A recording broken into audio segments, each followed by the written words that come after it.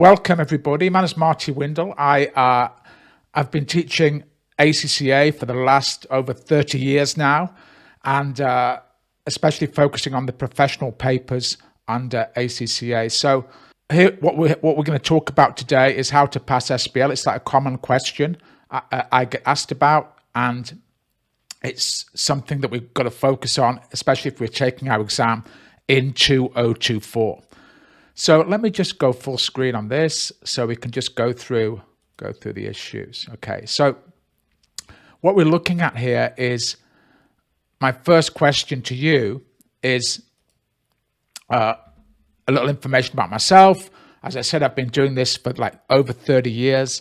And if you want to contact me after the webinar, please feel free to do so. I'm more than happy to answer any questions that you have. Okay, so you can just scan this QR code, and it's got all the contact details, etc. On this form. So we're going to start off with some myths and some things about the SBL course, which you may or may not know about. So if you're doing SBL for the first time, you may not know about these issues or these myths. So let me ask you, and you can tell me in the chat section. You can tell me in the chat section, which do you think is more difficult to pass? Is that going to be SBL, or is that going to be SBR, Strategic Business Leader, or Strategic? Which has got the higher pass rate? Is it going to be SBL, or is it going to be SBR? Can you tell me in the chat which one you think has got the higher pass rate? Which one's got the higher pass rate?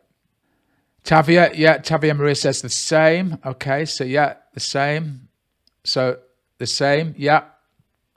So yeah, absolutely correct answer. It is actually the same. So there's no difference between the pass rate in SBL and SBR. So it's a common myth.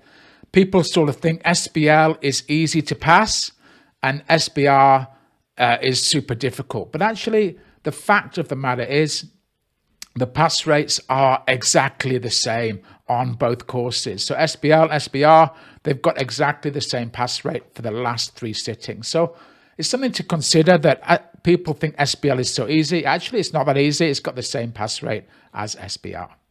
The second thing we go for is, the second myth we have is that you only need 2 weeks work to pass SBL.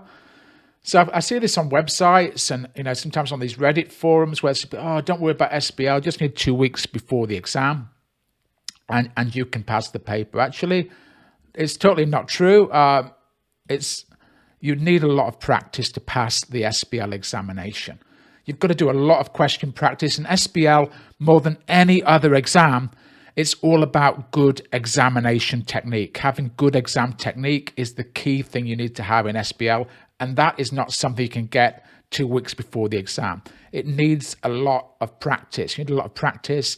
You need to get feedback on your work is the most important thing. The third myth you're going to have in SBL. Now, it's different to SBR. SBR, you've got to have an in-depth knowledge of all the theories in the examination. You've got to know all the nuances and theories in the exam. But in SBL, you don't need to have super in-depth, detailed knowledge of all the theories within SBL. It's not required for the SBL exam. You can have a broad overview of what the theories are, what's included, but you're not going to have a big theoretical, in-depth knowledge. Is not what is required to pass your SBL examination. It's not what is required to pass the exam. So if you've got any questions, please ask the questions all the way through. You don't have to wait till the end. If you've got anything you want to question or ask me, please ask as we go all the way through. So a few things there to start off with. So if you've not done SBL before, we've got a new exam structure started in September 2023. So 2 weeks before the examination, you're going to get a pre-scene case study. It's going to be around 8 to 10 pages, and it's going to give you details of the industry in the examination, industry that's going to be asked about in the examination. On the actual day, you're going to get 4 to 5 exhibits which relate to the same company, the same industry, and you'll get 3 tasks. So 3 tasks on the day of the exam. It doesn't mean you're going to get 3 specific questions. The task can be broken down into part 1, part 2. So normally they break down into 2 parts. So you're going to get on the day of the exam 6 questions from the different parts of the syllabus. So that's the new structure. The old structure was a 4-hour exam. This is going to be now a 3-hour and 15-minute examination. It's 100 marks, 80 technical and 20 professional marks in the examination. So if you didn't know that, there's 80 technical, and we'll talk about it a bit later, and 20 professional marks in the exam. So what do you need? It's quite a common question I get asked in the examination. What do you need to pass SBL? Well, 3 things you need to pass SBL. Knowledge is the first one. The second one is application. You're going to have good application skills in the exam, and that's really the key thing you need to pass the SBL exam. And the third one is examination technique, good exam technique. So these are the 3 essential things you need for the examination. To pass the exam, good knowledge, not in depth, but a broad knowledge of the key syllabus areas, good application skills, and good examination technique. They're the 3 things you're going to need in the examination. So we start off with knowledge. We talk about knowledge.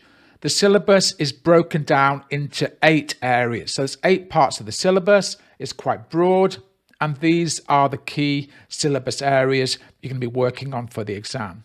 You've got leadership, governance, strategy, risk, technology, organization control, finance, a bit of finance and planning, and enabling success and change management.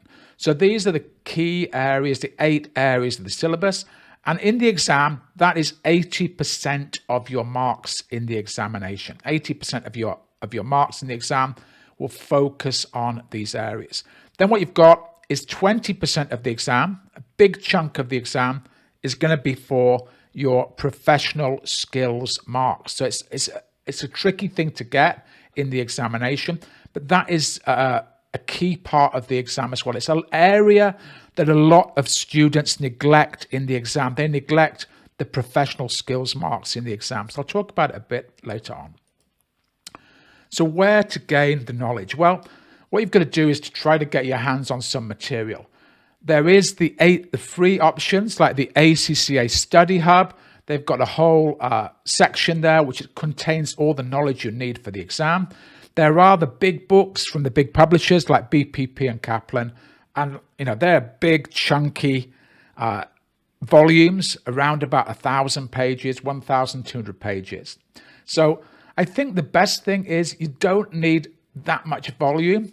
It would be good if you can get your hands on some notes which are more summarized. You don't need that big level of detail for the SBL exam. So there's lots of resources on the market, and ACCA Study Hub is actually pretty good. So if you want to get the knowledge, there's definitely a lot of paid options and free options out there on the market. The main thing I would say, and the important thing for the SBL examination, is that knowledge is not enough to get you through the exam. This is not a knowledge-based exam. So you don't really get any marks for knowledge. And these are the words of the examiner. They're not my words. They are the words of the examiner. Demonstration of technical knowledge alone does not score any marks in the exam. So if you start describing the theories or describing the models in the examination, you don't get any marks in the examination. You're not going to get any marks in the exam. What you get marks for in the examination is really for the application. So technical knowledge does not get you any marks in the SBL exam. It's all about application and application skills. So knowledge is there. You need to know it for the exam. But if you describe theories or describe models, you're not going to get any marks in the examination. The main thing you're looking for in the exam is you're looking for application. Application is the key skill you need in the examination. And that's the most important thing. And that's the thing that students find the most difficult thing to do in the examination. Application is the most tricky thing. And that is what requires a lot of practice when you're in the examination. So if you look at what the SBL examiner's report says, in most cases, students who failed the exam did so because of lack of application. So application is the key skill you need for the exam. They did not apply the points made to the case study scenario. So the idea is when you're doing your exam, you're taking the theories and models from the syllabus and you are applying them in the examination. You're applying those theories and models in the examination. Also, application point, lack of development of points made. It's important that you fully explain why the points are needed and why they're relevant and important in the context of the task requirements. So this is also an application skill. You've got to make sure you explain your points and say why are they relevant. The main thing about application is you've got to relate it back to the company and situation and scenario described in the case study. You've got to relate it back to the case in the examination, relate it back to the case. So that's the key thing for SBL, and that's a skill which students find the most difficult to acquire. It does require a lot of practice in the examination. How can you improve your application marks? That's the question. We know that's the key skill you require in the exam. How can you improve your application marks in the examination? The main thing you've got to do for SBL is practice a lot of past examination questions. That's what you're looking to do in the exam. You need to go through those past paper questions, review them, revise them, and look at how the examiner answers those questions or how your tutor answers those questions, and get into the habit of producing exam answers that have got strong application skills in the examination. So past paper questions is the key thing you're looking for. What resources are available to help you? Well, again, there's also a lot of free resources, right? You've got your study hub, contains your past paper questions. It also, towards the end and near the exam, it's going to give you some mock exams. They've also got marking schemes. If you look at any mock exam, they're going to give you answers in the mock exam. So you're always going to get answers in the mock exam. So you've got to review the answers. Application is the most important thing in the exam. The other thing that students kind of neglect, which I think is a really important resource when you're studying for SBL, is to look at the examiner's reports. The examiner's reports are the key thing that will tell you what students did wrong in the exam. I use them all the time when I'm teaching. They highlight the mistakes made by students. If you read the examiner's reports, they will give you advice about what students did wrong and help you to avoid some of the mistakes you're making. So there are resources available to help you with application, especially those study hub past exam papers. If you can, it would be really massively helpful if you can get somebody to mark your examination, because sometimes it's difficult. The most difficult thing students find is they can write an answer, they can look at a past paper question, and they write an answer, but it's quite difficult for a student to assess, did they get a good mark on it? It's quite difficult to assess that. So try and find somebody, maybe somebody who's done the SBL exam before, maybe a lecturer, to mark your examination. That feedback is really important for making progress in the SBL exam. Find somebody to mark your stuff, find somebody to mark your exam, and learn from your mistakes. In SBL, when you're practicing and gaining this application skill, you're going to make a lot of mistakes. You need to get feedback on that. And it's really about learning from the mistakes and getting into the habit and structure of what is required in the exam. There's a certain cadence required in the exam, and that is what you've got to work towards in the examination. 20% of your exam is professional skills marks. So we've got the technical here, but a lot of students, they forget 20% of their paper is going to be professional skills marks. So you've got to try and get your professional skills marks in the exam. It's very important that you do so, right? So it's important to understand what they are, they're going to be 20% of your examination. So make sure for SBL, a good student who's going to pass first time will have a very good understanding of what those professional marks are and how to get them in the examination. And the sad thing is that most students who fail the exam, and the truth is about the SBL exam and most exams in ACCA, most people who fail, they generally fail by a few marks. So most people who fail, they tend to get 46, 47, 48, and 49 in the exam. And most people who pass the exam generally get 50, 51, 52, 53. That covers 90% of the exam population. Some people are going to be a disaster and they're going to get 10 or 20, but the majority of students who take SBL exams, they either just pass or they just fail. So getting these 20 professional marks is really, really important for you in the examination. So you need to spend time understanding what they are. So there are 5 professional marks in the exam, 5 categories. And in the exam, they will ask these professional marks once, right? So you'll get 1 communication, 1 commercial awareness, 1 analytical, 1 skeptical, and 1 evaluation. So they'll be tested once in every single examination. So you can't escape it. You've got to understand what they're for.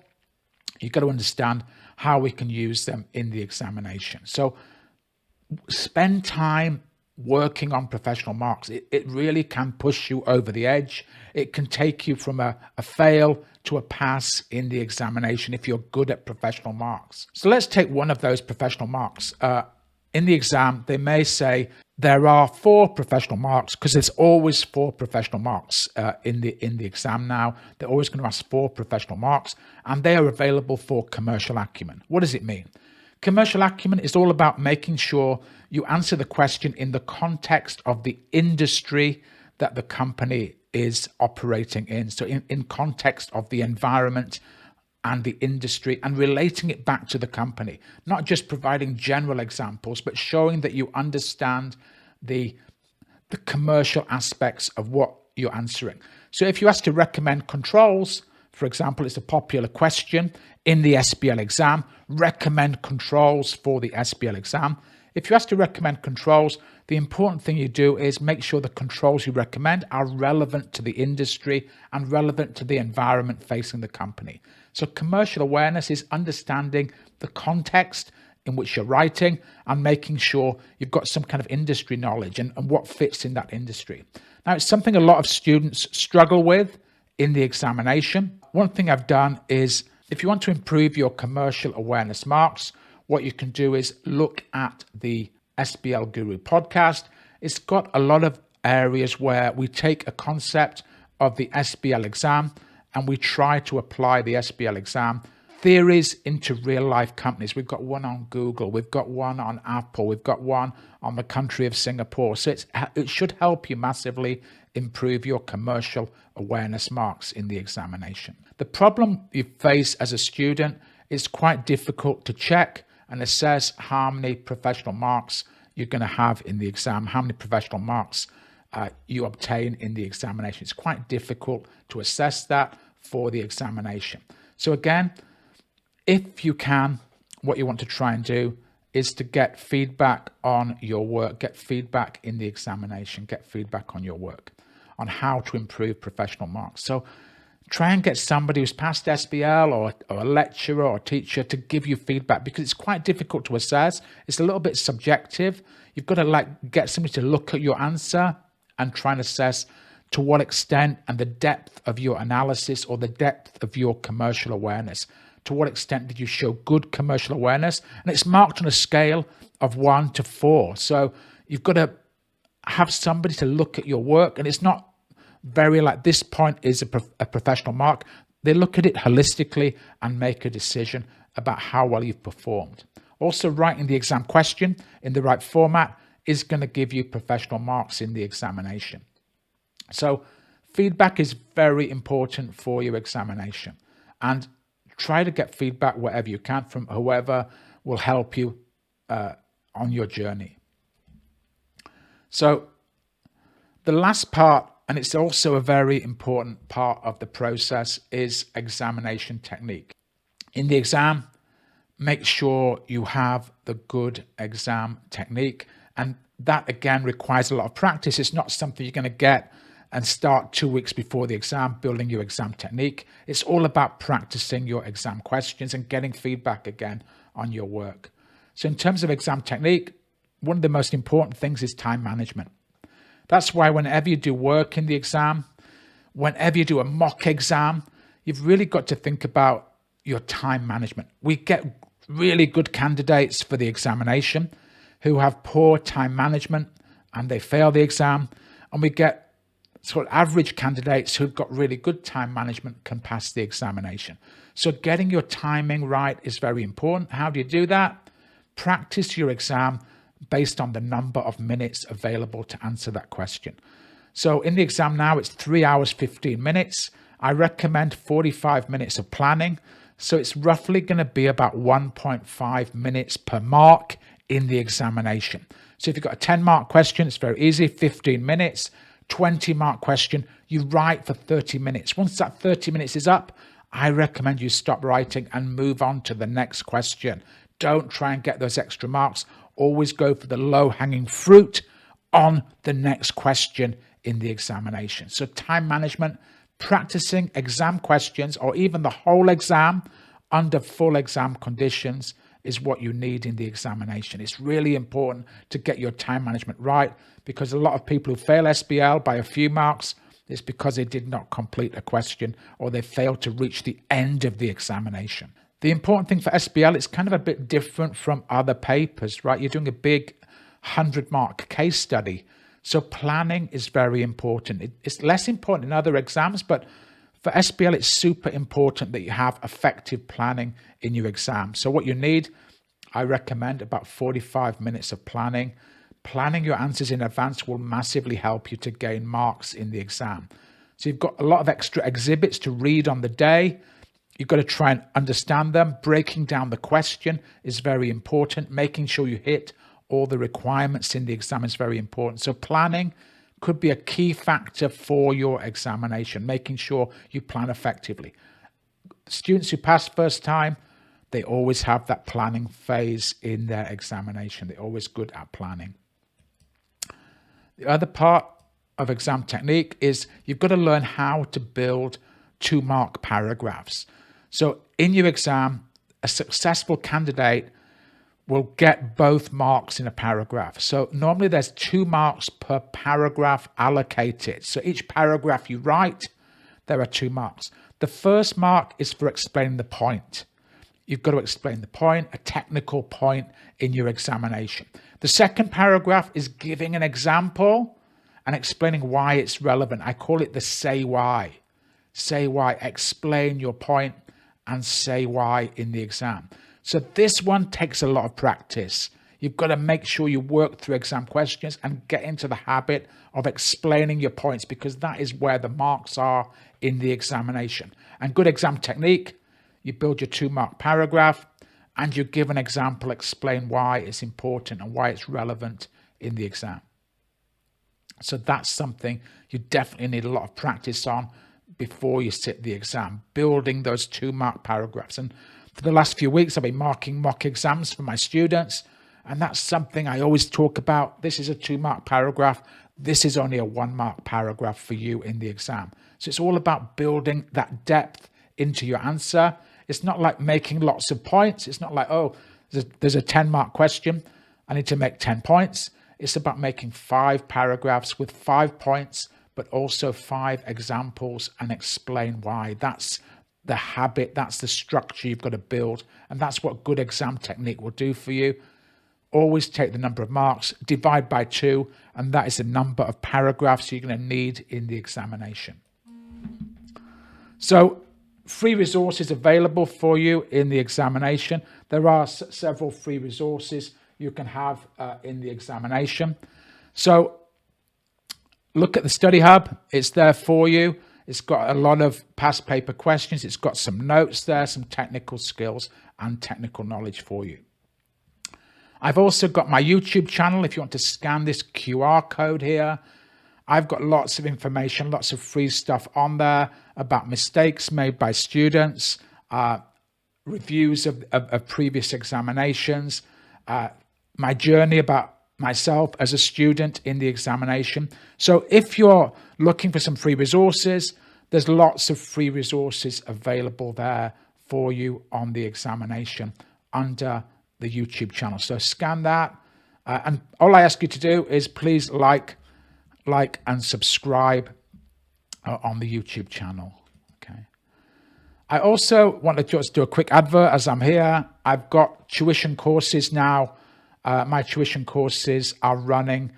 March is open and June is also open now for you in the exam. March and June are open. So I've got two sort of broad courses. There's a couple of other smaller ones, which are mainly revision courses, but my main course is a platinum course. What it will cover is a tuition phase where we build our technical knowledge. In that tuition phase, there's going to be 4 marked homework questions. And then we're going to go to the 4-day revision boot camp. All my packages include 24/7 customer support. So you'll get my number. Any problem, you can message me and ask me questions all along the way. So I'm here to support you on your journey all along the way.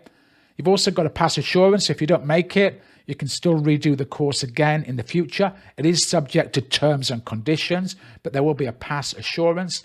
There's also installment payments for you, so you don't have to pay the whole chunk up front straight away. The other part, which is like really popular, is my 4-day revision boot camp. So what we do on that one is we just hit the past paper questions. We work on the things I've talked about, the application, the exam technique. We work on those application exam technique.